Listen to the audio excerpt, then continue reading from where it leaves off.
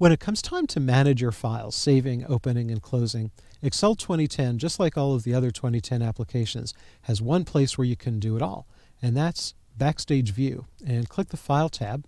That brings you into Backstage View. And let's talk about what's going on here. Some things are typical, saving, opening, and closing. And I'll just go and open a file.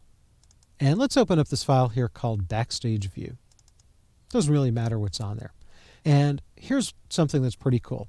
Let's close Backstage View. Now, you could just click this little X here, or you can press Control F4. Well, when you go back to Backstage View and click this Recent section, you see it's up here as a recently opened file. You could just click it and it comes up. Well, that's probably not a big deal, but here's what's kind of neat. Let's go back here to Recent.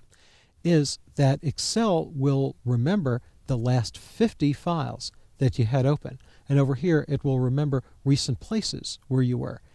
But wait, there's more. What if this Backstage View file is a file that you need to get to very often? Well, you see this little push pin? If you click that push pin, and now you notice it's blue and it's pushed in, it means that Excel is going to retain it, and it's always going to be in that position. Now, if you hit the Escape key on your keyboard, that kind of brings you out of Backstage View and back to the Home tab, or really whatever tab you were in recently. Now, again, if we close it, go back here, and you see it's there, and we can open it as many times as we want. Let's go back here to Recent. When you have any of these push pins pushed in, they will always stay at the top. So the pushed in files will always be at the top of the list above any of these. Let's take a look at some of the other things here.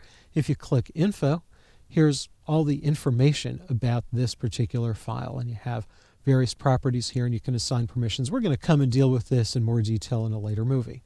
Let's go to the New section. And then in the New section, this is how we can create new files. And we have templates, and we can create blank files. And we'll also look at this in some detail later. Printing, it's right here. And this is a new print dialog box in this version. And everything you'd need to know about printing, anything you'd need to do, is right here in this window. And you notice Print Preview is over here. So this is sort of a unified dialog box. And of course, you could always press Control P to get to print.